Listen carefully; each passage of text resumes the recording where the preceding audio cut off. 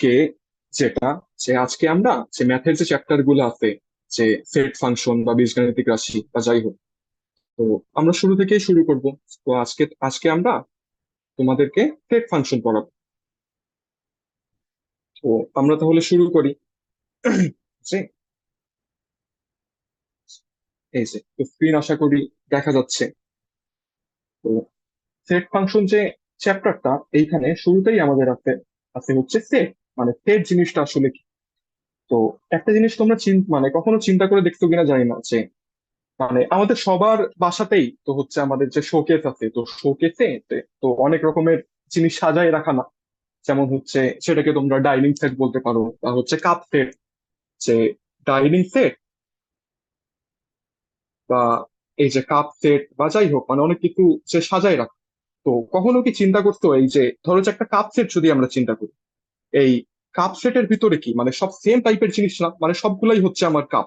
যে অনেকগুলা কাপ হয়তো থাকতে পারে, যে বিভিন্ন মানে বিভিন্ন কালারের হইতে পারে বা হচ্ছে বিভিন্ন ডিজাইনের হইতে পারে, বাট তাদের অরিজিনটা কি বা তাদের পরিচয়টা কি, তারা কিন্তু কাপ। তো সেম টাইপের জিনিস নিয়ে আমাদের সেট তৈরি হয়। তো এখানে আমাদের যে ডেফিনেশনটা সেটের সেখানে দেয়া আছে, যে বাস্তব জগৎ বা চিন্তা জগতের বস্তু যে কোনো সুনির্ধারিত সংগ্রহকে সেট বলা হয়। ঠিক আছে। তো আমাদের যে ম্যাথমেটিক্সে তো আমরা সেই ডাইনিং সেট বা কাপ সেট এগুলো নিয়ে আলোচনা করতে পারি না। আমাদেরকে আলোচনা করতে হবে হচ্ছে যে মানে ম্যাথমেটিক্যাল যেগুলা জিনিস, যেমন সংখ্যা। তো ম্যাথমেটিক্সে সেট বলতে আসলে সংখ্যার সেট বোঝানো হয়। তো এখানে দেখো লেখা আছে যে সেটকে সাধারণত এই যে বড় হাতের অক্ষরের ABCD বা XY এই আকারে প্রকাশ করা হয়। আর সেটের যে উপাদানগুলো আছে বা সদস্যগুলো আছে, ওগুলাকে যে ছোট হাতের ABCD, এগুলা জাস্ট হচ্ছে মানে কমন ফর্ম আর কি। যে এগুলা কমন যে রূপটা সেটা, কিন্তু নর্মালি তো আমাদের সংখ্যা দিয়ে সেট হয়। যেমন আমি যদি একটা জিনিস চিন্তা করি, যে ধরো A = আমার একটা সেট আছে, সেটকে আমরা এইভাবে লিখি, সে ধরো 1 2 3 4 5, এই যে এইভাবে আছে। তাহলে দেখো তো যে এই সেটের ভিতরে আসলে মানে আমরা কি কি ইউজ করছি। দেখো আমাদের একটা থার্ড ব্র্যাকেট আছে না, যে আমাদের একটা থার্ড ব্র্যাকেট আছে। আর এই যে ভিতরে যে উপাদানগুলো, যেমন 1 একটা নাম্বার, 2 একটা নাম্বার, 3 একটা নাম্বার, এগুলাকে আমরা কমা দিয়ে দেখাইছি। ঠিক আছে।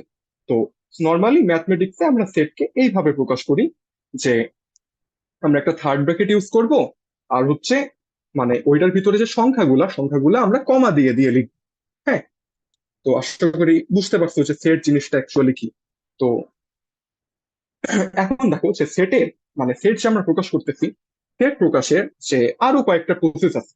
যেমন দেখো আমরা ধরো আরেকটা সেট চিন্তা করি, এটা হচ্ছে বি। ঠিক আছে। তো পি কে ধরো আমরা এইভাবে লিখলাম যে এক্স সাচ দ্যাট, মানে এই জিনিসটা এই চিহ্নটা যে দেখতে পাচ্ছ না, এটাকে আমরা ম্যাথমেটিক্স এর ভাষায় সাচ দ্যাট বলে থাকি। তো এক্স সাচ দ্যাট এক্স,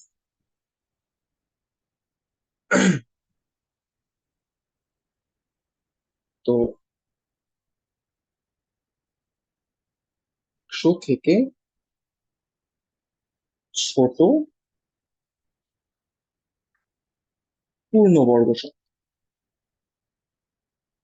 এটা জাস্ট একটা এক্সাম্পল, মানে সেট যে আমরা এই যে ডিরেক্ট এভাবে কমা দিয়ে দিয়ে প্রকাশ করতে পারি, সাথে সাথে আমরা এইভাবেও প্রকাশ করতে পারি। যে দেখো এখানে নর্মালি এক্স দিয়ে আসলে বুঝাবে যে ওই যে সেটের যে প্রতিটা যে উপাদানগুলা বা সেটের যে সদস্যগুলা, ওই সদস্যগুলা বুঝায়।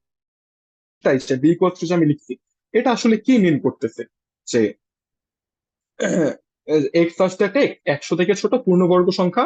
মানে এটাকে যদি আমি ডিফাইন করতে চাই, তাহলে তুমি চিন্তা করো তো, 100 এর মধ্যে মানে 100 এর মধ্যে কতগুলা পূর্ণবর্গ সংখ্যা আছে। পূর্ণবর্গ সংখ্যা মানে যে যেই সংখ্যাগুলাকে যদি আমরা স্কয়ার রুট করি, তাহলে আমরা হচ্ছে কি পাবো, আমরা হচ্ছে মানে একটা কোনো মানে পূর্ণ সংখ্যা পাবো। যেমন ধরো √4 = 2, আবার √9 = 3। তো এই 2 আর 3 এ পূর্ণ মানে পূর্ণ সংখ্যা না। তো এই পূর্ণ সংখ্যাগুলোকে আমরা বর্গ করলে যেই সংখ্যাটা পাই, সেটাকে আমরা নর্মালি পূর্ণবর্গ সংখ্যা বলে থাকি। তো এখন দেখো যে এই 100 থেকে ছোট পূর্ণবর্গ সংখ্যা, এটাকে আমরা কিভাবে ডিফাইন করতে পারি। তো দেখো তুমি 100 এর ছোট কতগুলা পূর্ণবর্গ সংখ্যা আছে। যেমন 1 একটা পূর্ণ সংখ্যা মানে পূর্ণবর্গ সংখ্যা, 4 একটা পূর্ণবর্গ সংখ্যা, 9 একটা পূর্ণবর্গ সংখ্যা, এরপরে 16, তারপরে হচ্ছে 25, তারপরে 36, তারপরে হচ্ছে 49, তারপরে 64, তারপরে হচ্ছে 81, আর হচ্ছে মানে 81 পর্যন্ত শেষ। 100 তো মানে 10 এর স্কোয়ার যদি আমরা করি ওটা তো 100 সমান হয়ে গেল, বাট আমাদের এখানে বলছে 100 থেকে ছোট হইতে হবে। তো এইভাবে আমরা সেট প্রকাশের আরেকভাবে হচ্ছে মানে আরেকটা নিয়ম আর কি। তাহলে আমরা এত দূরে মানে এতক্ষণে আমরা হচ্ছে এই সেটটা কি বা হচ্ছে তোমার সেট কিভাবে প্রকাশ করে এটার হচ্ছে দুইটা প্রসেস আমরা শিখলাম। আচ্ছা, তো এখন যেহেতু সেট আমরা শিখতেছি, অবশ্যই সেটের অনেক রকমের প্রকারভেদ আছে, ঠিক আছে?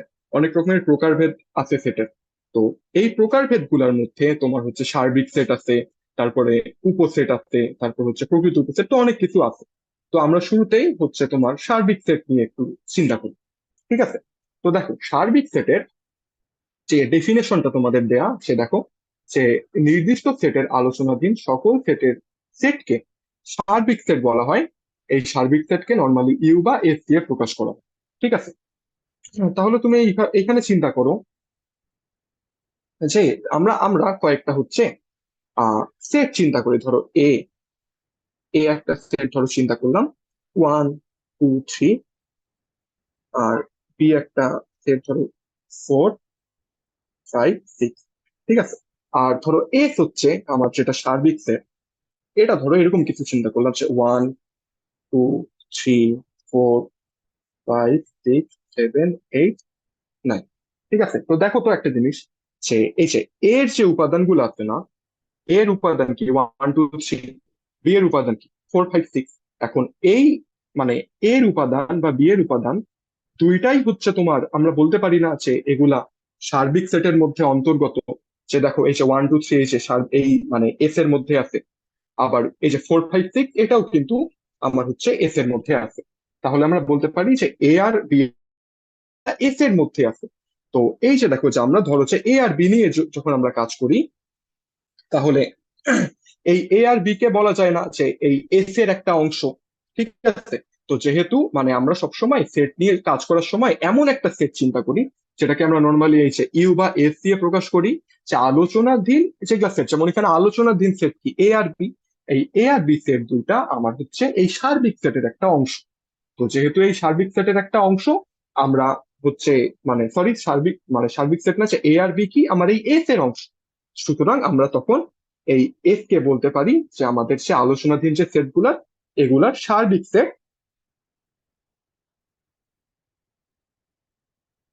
অথবা ইউনিভার্সাল সেট। আচ্ছা, তো আশা করি বুঝাইতে পারছি আমি সার্বিক সেট। আচ্ছা, তো এরপরে আছে আমাদের উপসেট। দেখ, তো আমরা যেহেতু সার্বিক সেট বুঝে আসলাম না, এখন উপসেট মানে বুঝাটা আমাদের খুব একটা কঠিন হবে না। সরি, যে দেখ, যে যেমন দেখো উপসেট যদি আমরা চিন্তা করি, যে যেমন এইখানে দেখো, এইখানে তোমাদের উদাহরণটা কি দিচ্ছে, যে এ সমান কি বলা আছে 1 2 3 4, বি সমান আমাদের বলা আছে 1 2 3, সি সমান বলা আছে হচ্ছে আমাদের 1 2 3 4। আচ্ছা, একটা জিনিস এখন চিন্তা করো তো, যে আমরা যে বলতে পারি না যে এই যে এ অথবা বি, এই এ তে কি আছে 1 2 3 4, বি তে আছে 1 2 3, আবার সি দেখো 1 2 3 4। তার মানে এর সব উপাদান সি তে আছে, ঠিক আছে?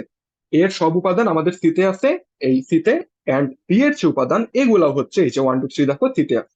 তার মানে আমরা মানে যেহেতু দেখো যে এইভাবে আমরা বলতে পারি কিনা এ বি এগুলা কি সি এর একটা অংশ বলা যায় না? সেটা আমরা হচ্ছে ম্যাথমেটিক্স এর ভাষায় বলি যে এ বি হচ্ছে সি এর উপসেট।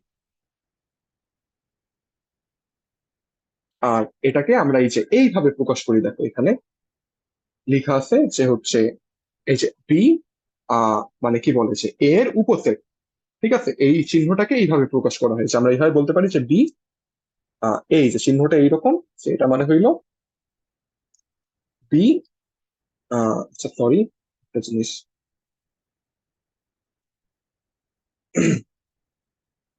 যে এখানে আসলে সি হবে যে বি হচ্ছে কি সি এর উপসেট না, তো এটাকে আমরা বলি সে বি হচ্ছে সি এর উপসেট। এভাবে আমরা এটাকে প্রকাশ করে থাকি। একইভাবে আমরা বলা যায় যে এ এই যে সি এর উপসেট। তো এই হইলো আমাদের উপসেটের যে কনসেপ্ট। আচ্ছা, তাহলে আমাদের উপসেট হইলো। এরপরে যেটা আছে সেটা হচ্ছে প্রকৃত উপসেট। তো এইখানে দেখো যে আমরা তো উপসেট মোটামুটি শিখে আসলাম যে উপসেট জিনিসটা কি। এখন ধরো কয়েকটা আমরা একটা এক্সাম্পল আমরা দেখি। মনে করো এ হচ্ছে আমাদের 3, 6, 9, আর বি হচ্ছে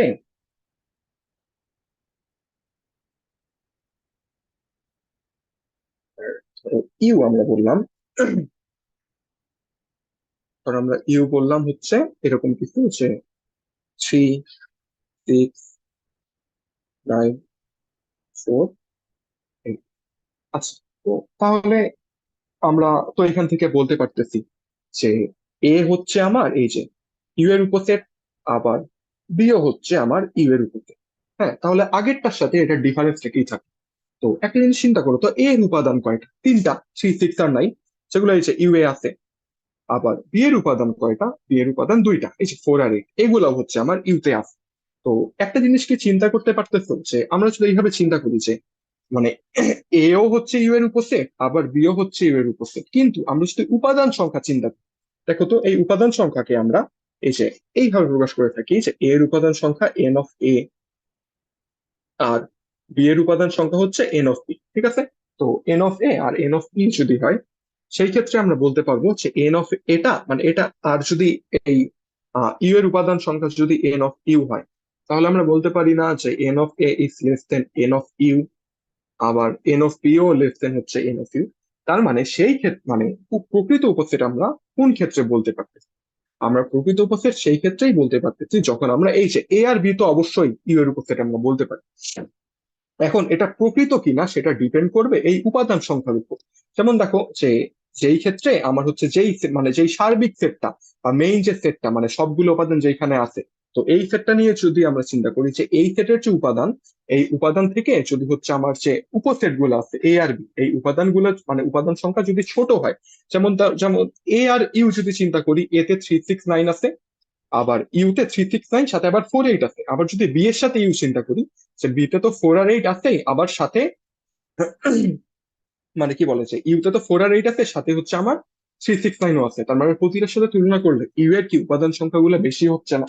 তো যেহেতু উপাদান সংখ্যা বেশি হচ্ছে, আমরা বলতে পারতেছি যে হচ্ছে তোমার সে এই এ কি বলেছে এ আর বি কে আমরা বলি যে ইউ এর প্রকৃত উপসেট,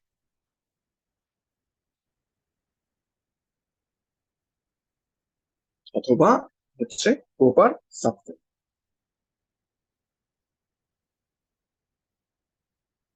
আর দেখো একটু আমি পিছিয়ে যাচ্ছি, যে আগে যে আমরা পড়ে আসলাম না যে এই যে দেখো এইখানে আমাদের হচ্ছে এ কি ছিল? এ ছিল এই যে 1, 2, 3, 4। আর সি কি? সিও হচ্ছে 1, 2, 3, 4 ছিল। তার মানে এর প্রতিটা উপাদান সিতে আছে। ঠিক আছে? তো যেহেতু এর প্রতিটা উপাদান সিতে আছে, আমরা বলতে পারি এ হচ্ছে একটা উপসেট। কিন্তু এ প্রকৃত নয়, কেননা হচ্ছে সিতে যতগুলা মানে উপাদান আছে, এতেও ঠিক ততগুলাই উপাদান আছে, মানে সিতে এর এক্সট্রা কিছু নাই। এই কারণে হচ্ছে আমরা বলতে পারি যে এ হচ্ছে এখানে প্রকৃত উপসেট নয়। আচ্ছা, এটাই হইলো আমার যে নর্মালি উপসেট আর প্রকৃত উপসেটের যে ডিফারেন্স।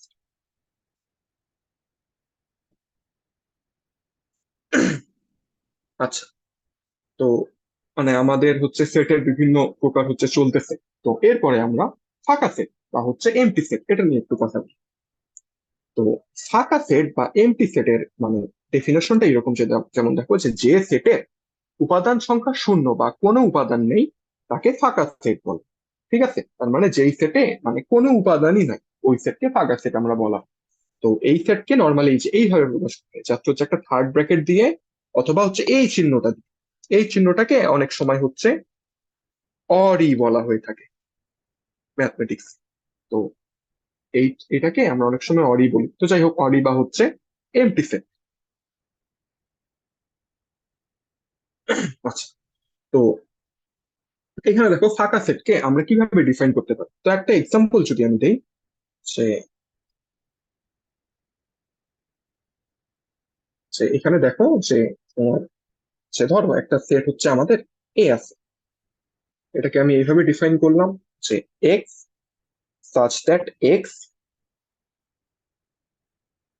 বাস্তব সংখ্যা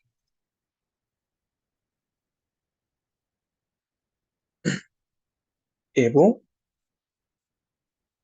x square less than zero. ঠিক আছে, তো এইটা থেকে দেখো তো তুমি কি কি গেস করতে পারতেছো যে আমাদের এক্স সাচ দ্যাট এক্স বাস্তব সংখ্যা এবং x square less than zero. দেখো এই জিনিসটা কিন্তু এখানে অনেক ইম্পর্টেন্ট। তো এখন একটা জিনিস তোমরা চিন্তা করো, যে মনে করো তুমি যে কোনো একটা সংখ্যা ধরো 2 কে স্কোয়ার করো আর -2 কেও স্কোয়ার করো, তো দুইটার অ্যান্সার কি 4 হবে না? ঠিক আছে, 4, সেই দুইটাই হচ্ছে জিরো থেকে বড়। ঠিক আছে, তো তুমি মাইনাস কোনো নাম্বারকে বা প্লাস কোনো নাম্বারকে, তোমার যেই নাম্বারই হোক, তুমি যদি স্কয়ার করো যে কোনো বাস্তব সংখ্যাকে, তুমি অবশ্যই একটা জিরো থেকে বড় অর্থাৎ ধনাত্মক একটা সংখ্যা পাবে। তুমি একটা সংখ্যাকে বর্গ করে কখনোই নেগেটিভ কোনো নাম্বার পাইতে পারো না। কিন্তু দেখো এখানে কন্ডিশনটা এমন ভাবে দেয়া যে এক্স আসতে বাস্তব সংখ্যা হইতে হবে এবং x square less than zero হইতে হবে, মানে এক্স স্কোয়ারটা আবার নেগেটিভ হইতে হবে। এটা কি কখনো সম্ভব? তুমি হচ্ছে সেটাকে, যেমন আমি বললাম যে 2 কে বা -2 কে স্কোয়ার করো, তোমার আউটপুট অলওয়েজ হচ্ছে একটা পজিটিভ সংখ্যা হবে।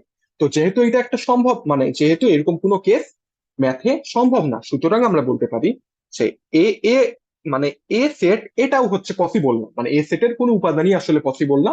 তো সেটাকে আমরা তখন এই যে এমটি সেট এইভাবে প্রকাশ করি, অথবা এ ইকুয়ালস টু এই যে এইরকম কিছু দিয়ে প্রকাশ করি। তো সুতরাং এ হচ্ছে একটা এমপি। তো আমাদের হচ্ছে পরবর্তীতে আমরা যখন ম্যাথ ট্যাথ করবো বিভিন্ন সময় আমাদের হচ্ছে এই এমপি সেটের কনসেপ্টটা কাজে লাগে। আচ্ছা, দেখ, তো তো তাহলে আমরা হচ্ছে মানে কি কি করলাম সোফার, যে হচ্ছে শুরুতে আমরা সেট কি এটা বুঝলাম, দেন হচ্ছে সার্বিক সেট কি এটা বুঝলাম, উপসেট, তারপর হচ্ছে প্রকৃত উপসেট, এগুলো আশা করি কনসেপ্ট গুলা ক্লিয়ার হয়েছে। দেন আমরা পাকা সেট করবো।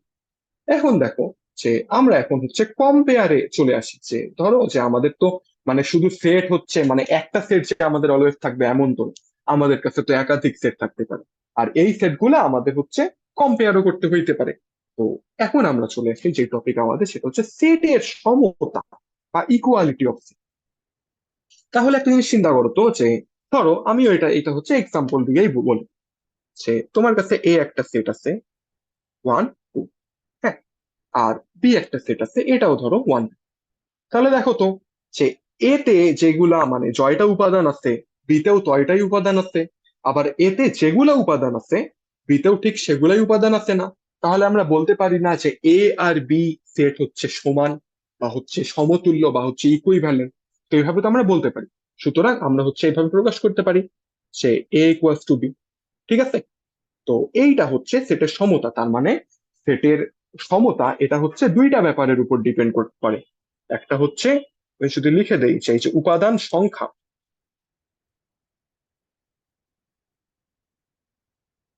উপাদান সংখ্যা ইকুয়াল হতে হবে।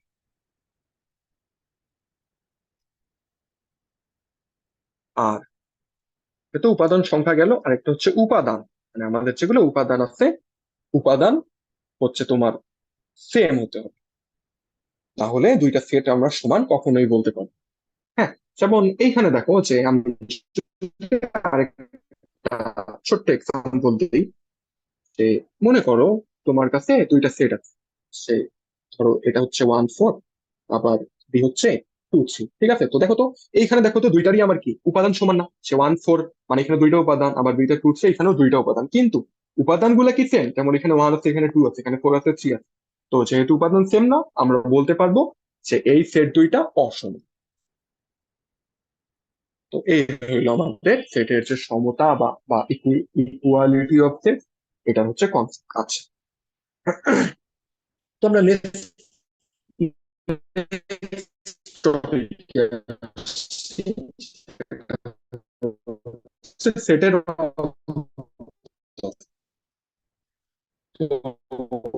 নর্মালি দেখো তো আমরা এভাবে চিন্তা করি যে আমাদেরকে তো ইয়ে আছে, মানে কি বলে যে দুইটা আমরা ছবি করতে, ধরো 10 - 5 ইকুয়ালস টু কি 5 হবে না?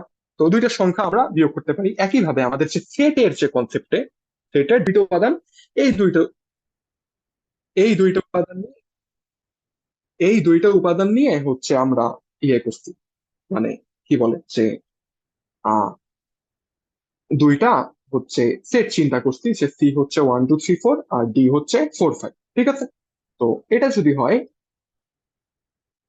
তাহলে আমরা এখানে বলতে পারি যে যদি আমরা এইভাবে চিন্তা করি যে সি থেকে ডি ধরো আমরা বিয়োগ করব, ঠিক আছে, তো সি মাইনাস টি করি, এভাবেও তুমি লিখতে পারো, অথবা তোমাদের বইয়ে যেটা আছে এই যে দেখো এ, মানে এই চিহ্নটা ব্যবহার করা আছে, তুমি এই চিহ্ন ব্যবহার করতে পারো, তোমার ইচ্ছা।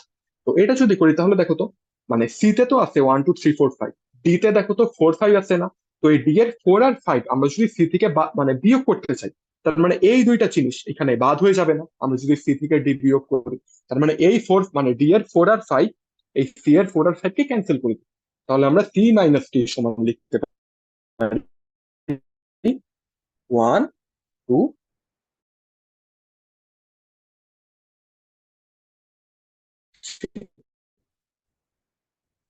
ঠিক আছে, তো এটা হইলো আমাদের, তো এটা আরো একটা এক্সাম্পল আমি যদি দেই তোমার হচ্ছে, n, এটা ধরো 1 2, আর এন একটা ধরো কমন অংশ আছে, মানে এন এ দেখো 4 5 আছে, কিন্তু এম এ কিন্তু ওগুলা মানে এন এ যা আছে এম এ কিন্তু ওইরকম কি আমার কোনো কিছু কমন নাই, সুতরাং এম থেকে অ্যাকচুয়ালি কিছুই বাদ যাবে না, সুতরাং মানে অ্যাকচুয়ালি যেটা ছিল ওটাই এখানে আমাদের অ্যান্সার। তো যে আমরা তো সেটের অন্তর মোটামুটি শিখলাম, আর এরপরে আছে আমাদের হচ্ছে পূরক সেট। তো এইখানে দেখো যে পূরক সেট আসলে কি বোঝায়, যে মনে করো তোমার কাছে একটা, মানে আমরা যতক্ষণ শিখলাম যে ইউ দিয়ে কি সার্বিক সেট বোঝায় না, ইউ দিয়ে সার্বিক সেট বোঝায়। আর একটা এক্সাম্পল যদি আমরা দিই যে ইউজ, ধরো এরকম কিছু আছে আহ, কিভাবে বলবো, যে 3 5 7 10 11 13 এরকম একটা কিছু আছে। আর এ ধরো হচ্ছে এরকম আমার কিছু আছে যে 3 7 11। হ্যাঁ, তো এই যে কমন অংশগুলো যদি আমরা চিন্তা করি, তাহলে দেখো তো, মানে এ তে যেগুলো আছে, ইউ তে ওগুলা কোনগুলো, এই যে 3 7 আর 11 না? ঠিক আছে, তো এই মানে এই যে সেটটা আমরা চিন্তা করতেছি এটা তো অবশ্যই ইউ এর একটা অংশ, এবং আহ এর কথা আছে, যেমন এই যে দেখো, যে এই যে 5 আছে, 10 আছে, 13 আছে, ঠিক আছে। তো এখন দেখো যে এই 3 7 আর 11 তো এখানে আছে, তো আমরা এখন পূরক সেটের যদি সংজ্ঞাটা পড়ি, হ্যাঁ, সেখানে কি বলা আছে দেখো, যে যদি এ সেট সার্বিক সেট ইউ এর একটি উপসেট হয়, তবে এর উপাদানগুলো বাদে সার্বিক সেটের অন্য সকল উপাদান নিয়ে গঠিত সেটকে এর পূরক সেট বলে, বা এটাকে এসে দেখো এ প্রাইম অথবা এ কমপ্লিমেন্ট এই আকারে প্রকাশ করা হয়। যেমন তুমি এই যে এখানে তুমি চিন্তা করো তো, যে এই এর উপাদানগুলা বাদে আর কি কি উপাদান আছে, এই যে অবশ্যই সেগুলা কি, এই যে 5 10 আর কি 13 না? তার মানে আমরা এখানে বলবো যে পূরক সেট এটাকে আমরা এ কমপ্লিমেন্ট অথবা এ ড্যাশ এই দুইটা দিয়ে, বা এ প্রাইম এটা দিয়ে প্রকাশ করা হয়। আমি এখানে লিখে দেই যে এই জিনিসটার উচ্চারণ অ্যাকচুয়ালি এ কমপ্লিমেন্ট, আর এটাকে আমরা অনেকে এ ড্যাশ বলতে পারে, অথবা অনেকে এ প্রাইম বলতে পারে।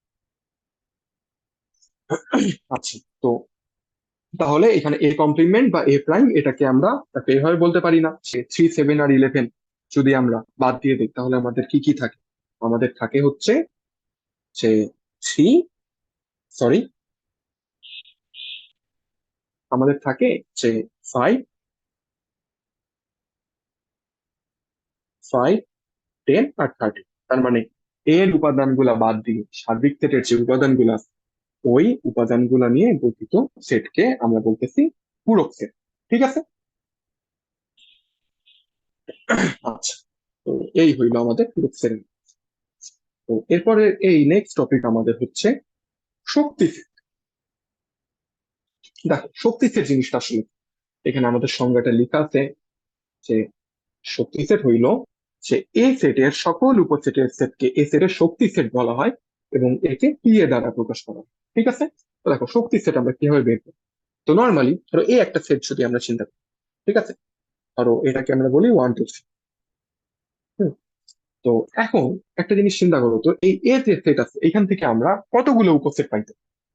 হ্যাঁ, আচ্ছা একটু ছোটই চিন্তা করি আমরা। ধরো এ হচ্ছে আমাদের জাস্ট 1 আর 2। হ্যাঁ, তো 1 আর 2 যদি হয় তাহলে এ সেটের যে উপসেট গুলো, উপসেট গুলো এখানে কি কি হতে পারে। যে দেখো যে একটা উপসেট হইতে পারে খালি আমরা যে এই মানে এই যে এখানে 1 আর 2 আছে, তার মানে একটা উপসেট হইতে পারে 1, আরেকটা উপসেট হইতে পারে 2, আরেকটা উপসেট হইতে পারে 1 2, আর আরেকটা উপসেট হইতে পারে সেটা হচ্ছে ফাঁকা সেট। মানে ফাঁকা সেট তো যেহেতু আমার হচ্ছে মানে সব সেটের মধ্যেই তো একটা ফাঁকা মানে কল্পনা করাই যায়। তো ফাঁকা সেটকেও আমরা বলতে পারি এর একটা উপসেট। ঠিক আছে? তো এটা যদি হয় তাহলে এখানে সংজ্ঞাতে আমাদের কি ছিল? আমাদের সংজ্ঞাতে ছিল যে এই সেটের সকল উপসেটের সেটকে এর শক্তি সেট বলা হয় এবং একে পি এর দ্বারা প্রকাশ করা হয়। ঠিক আছে? তো এই যে এই উপসেট গুলো যে আমরা পাইলাম না, এইগুলা দিয়ে আমরা একটা মানে সেট চিন্তা করতে পারি না। ধরো ওটাকে আমরা পি এ দিয়ে প্রকাশ করলাম, এটাকে যদি আমি এইভাবে লিখি সেটা এর ভিতরে 1 আছে, তারপর ধরো যে 2 আছে, তারপর হচ্ছে 1 2 আছে, তারপর হচ্ছে এই যে ফাঁকা সেট। তার মানে দেখো এটাও একটা সেট না। এই সেটের উপাদানগুলা কোথা থেকে আসলো? এই সেটের উপাদানগুলো আসলো এর যে উপসেট গুলাই মানে মানে এইখানে এক একটা উপসেটই হচ্ছে এই যে এই পি অফ এর এক একটা উপাদান। তো আমরা তখন এই পি অফ এ কে বলবো হচ্ছে এ এর পাওয়ার সেট বা শক্তি। আচ্ছা, তো আমরা অলমোস্ট ক্লাসের শেষের দিকে চলে আসছি। তাহলে আমাদের আজকে যেহেতু প্রথম ক্লাস ছিল, আমরা আজকে এই পর্যন্তই রাখলাম। এর পরের দিন আমরা আরো কন্টিনিউ করব। তো মানে আজকে যেহেতু শুরুতে একেবারে ক্লাস হইলো, তো তোমরা একটু মানে বাসায় জাস্ট হচ্ছে এই যে যে এই জিনিসগুলো আমি পড়াইলাম এগুলা বইয়ে লেখা আছে অনেক সুন্দর করে, বইয়ে জাস্ট একটু মানে দেখে নি যে তোমার এই যে মানে এই বেসিক জিনিসগুলা এখনই হচ্ছে ভালো মতো বিল্ড আপ হয়। কারণ এই বেসিক জিনিসগুলো কিন্তু পরবর্তীতে অনেক কাজে লাগবে। তুমি যখন কলেজে উঠবা বা হচ্ছে আরো হায়ার স্টাডিতে যাবা তখনও দেখবা যে ম্যাথে এই যে এই ছোট ছোট বেসিক জিনিস মানে অনেকের কিন্তু এই সময় বেসিক আনক্লিয়ার থেকে যায়। তো এখন যদি বেসিক আনক্লিয়ার থাকে পরেও কিন্তু ওগুলো ক্লিয়ার হওয়ার কোনো চান্স মানে মানে কেউ চান্স পায় না। তো মানে আমি মানে আমার সাজেশন থাকবে যে এখনই একটু বই থেকে হালকা পাতলা একটু মানে দেখে নিই। আর তোমাদের যদি কোনো প্রশ্ন থাকে তা এখন মানে তোমরা করতে পারো। এই আর কি।